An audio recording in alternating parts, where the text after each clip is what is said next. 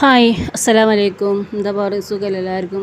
അപ്പോൾ ഇന്ന് ഉണ്ടാക്കുന്നത് കണ്ണിമാങ്ങ വെച്ചിട്ടുള്ളൊരു അച്ചാറാണ് കേട്ടോ.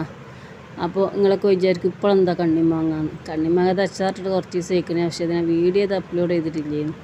അപ്പോൾ അതിലേക്ക് ആവശ്യമുള്ള സാധനങ്ങളൊക്കെ കേട്ടോ. കറിവേപ്പില, അതുപോലെ പച്ചമുളക്, ഇഞ്ചി, വെളുത്തുള്ളി, കടുക്, ഉലുവ, മാങ്ങ ഉപ്പിലിട്ടത് കേട്ടോ. സുർക്കയും പൂമ്പാടിയാക്കിയിട്ട് ഉപ്പിലിട്ട് വെച്ചതായിരുന്നു. അപ്പോൾ അത് ഒരു 3 ദിവസം വെച്ചിട്ടുള്ളൂ എന്നിട്ടോ, കുറേ ദിവസമൊന്നും വെച്ചിട്ടില്ല. ഇനി ഞാൻ 3 ടീസ്പൂൺ ഉലുവയും 3 ടീസ്പൂൺ കടുകും ഒന്ന് വറുത്തെടുക്കുന്നുണ്ട് കേട്ടോ. അപ്പോൾ അതൊക്കെ ഒന്ന് നന്നായി പൊട്ടി വരുന്നുണ്ട് കേട്ടോ. ഇതുപോലെ നന്നായി പൊട്ടി വന്നതിന് ശേഷം ഇതൊന്ന് ഇറക്കി വെക്കുക കേട്ടോ. ഉലുവയും കടുകും ഇതുപോലെ നമ്മൾ വറുത്ത് പൊടിച്ചിട്ട് അച്ചാർ ഉണ്ടാക്കുകയാണെങ്കിൽ ആ അച്ചാർ ഒരു പ്രത്യേക ടേസ്റ്റാണ്. അച്ചാറും പൊടിൻ്റെ ഒന്നും ആവശ്യമില്ല, അതുപോലെ നമ്മൾ ഉണ്ടാക്കിയെടുത്താൽ മതി. അപ്പോൾ ഞാൻ ഈ പച്ചമുളക്, ഇഞ്ചി, വെളുത്തുള്ളി, കറിവേപ്പിൻ്റെ ഇല ഇതൊക്കെ ഒന്ന് മിക്സിയിലൊന്ന് ഒതുക്കിയെടുത്തിക്കണം കേട്ടോ. ഇതുപോലെ നല്ലൊരു പേസ്റ്റ് രൂപത്തിലാവരുത്, ഇതുപോലെ ഒന്ന് ഒതുക്കിയെടുത്താൽ മതി. ഇനി അച്ചാർ ഉണ്ടാക്കാൻ വേണ്ടിയിട്ട് ഒരു സ്റ്റീലിൻ്റെ ഒരു വലിയ പാത്രമാണ് കേട്ടോ അടുപ്പത്ത് വെച്ചിരിക്കുന്നത്.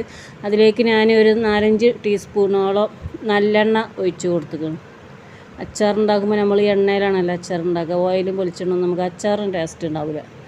അപ്പോൾ ഞാൻ ഇതൊക്കെ എണ്ണയൊക്കെ ഒന്ന് ചൂടായി വന്നപ്പോൾ ഞാൻ നേരത്തെ ഈ ഒതുക്കി വെച്ച പച്ചമുളകും ഇതൊക്കെ ഉണ്ടല്ലോ, അതൊക്കെ ഒന്ന് ആ എണ്ണയിലൊന്ന് ഇട്ട് കൊടുത്തിക്കണം കേട്ടോ. എന്നിട്ട് ഇതൊരു 5 മിനിറ്റോളം നന്നായിട്ടൊന്ന് ഇതൊന്ന് മൂപ്പിച്ചെടുക്കണം കേട്ടോ. ആ പച്ചയെ തന്നെ ഇതാക്കിയത് ആ എണ്ണയിൽ നന്നായിട്ട് ഇതുപോലെ കയ്യിൽ എന്തെങ്കിലും വെച്ചിട്ട് ഇതുപോലെ നന്നായിട്ടൊന്ന് ഇളക്കി കൊടുക്കണം കേട്ടോ. അപ്പോഴാണ് നല്ലൊരു മണമാണ് ഈ അച്ചാറിന്. അപ്പോൾ തീ ഒന്ന് കുറവാക്കിയതിന് ശേഷം ഞാൻ ഇനി ഇതിലേക്ക് മുളകും പൊടിയാണ് കേട്ടോ ചേർക്കുന്നത്. അച്ചാറും പൊടിയല്ല എടുത്തിട്ടുള്ളത്. നിങ്ങൾ ഉണ്ടാക്കുമ്പോൾ നിങ്ങൾ അളവിനനുസരിച്ച് എടുത്താൽ മതി കേട്ടോ. ഞാനിത് ഇതിൻ്റെ കണ്ണിമാങ്ങയ്ക്ക് അനുസരിച്ചിട്ടുള്ള മുളകും പൊടിയാണ് ഇട്ട് കൊടുത്തിരിക്കുന്നത്. ഒരു 3 ടീസ്പൂണോളം മുളകും പൊടിയൊക്കെ ഇട്ട് കൊടുത്തിരിക്കണം. എന്നിട്ട് അതും ഇതിൽ ഈ എണ്ണയിൽ നന്നായിട്ടൊന്ന് മൂപ്പിച്ചെടുക്കട്ടെ. മറ്റേ മുളകും പൊടിൻ്റെ ഒക്കെ പച്ച കുത്തും ആ മുളകിൻ്റെ സ്റ്റോങ്ങൊക്കെ ഒന്ന് പോകാൻ വേണ്ടിയിട്ടാണ് കേട്ടോ. ഇനി അതിന് ശേഷം അതിലേക്ക് ഈ കണ്ണിമാങ്ങൻ്റെ വെള്ളത്തോട് കൂടിയിട്ട് തന്നെ ഇതിലേക്കൊന്ന് ഒഴിച്ച് കൊടുക്കട്ടോ. ഇത് നിങ്ങൾ വിചാരിക്കും പൂത്തിട്ടൊക്കെ ഉണ്ടാവുമല്ലോ, പക്ഷേ ഇത് പൂപ്പൊന്നും ഉണ്ടാവും. 3 ദിവസമല്ലേ ഞാൻ ഈ സുർക്കയിലും ഇപ്പിലും പാടെ ഇട്ട് വെച്ചത്, കല്ലുപ്പായിരുന്നു നിർത്തിയിരുന്നത്. എന്നിട്ട് ഇത് നന്നായിട്ടൊന്ന് ചട്ടക വെച്ചിട്ട് ഇനി ഇളക്കിയെടുക്കട്ടോ. എന്നിട്ട് ഇത് നന്നായിട്ടൊന്ന് തിളപ്പിച്ചെടുക്കുമാണ് കേട്ടോ.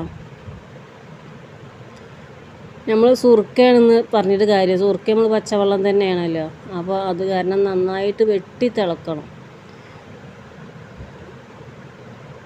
അപ്പോൾ ഇതിലേക്ക് കുറേശ്ശൊക്കെ തിള വരുന്നുണ്ട്. ഈ തിളൊന്നും പോരാ, ഇനി നന്നായിട്ടൊന്ന് വെട്ടി തിളച്ച് ഇതാവണം. ഇങ്ങനെ സുർക്കയിലിട്ട് വെച്ച മാങ്ങ ആവുമ്പോൾ ഇതിങ്ങനെ ഉടഞ്ഞു പോകുന്നില്ല, നമ്മളിങ്ങനെ വേവിക്കൽ കൂടിയെന്ന് വിചാരിച്ചിട്ട്. അപ്പോൾ ഇത് നന്നായിട്ടൊക്കെ ഒന്ന് തിളച്ച് വരുന്നുണ്ട് കേട്ടോ. ഇതുപോലെ എല്ലാ ഭാഗം നന്നായിട്ട് തിളച്ച് വരണം.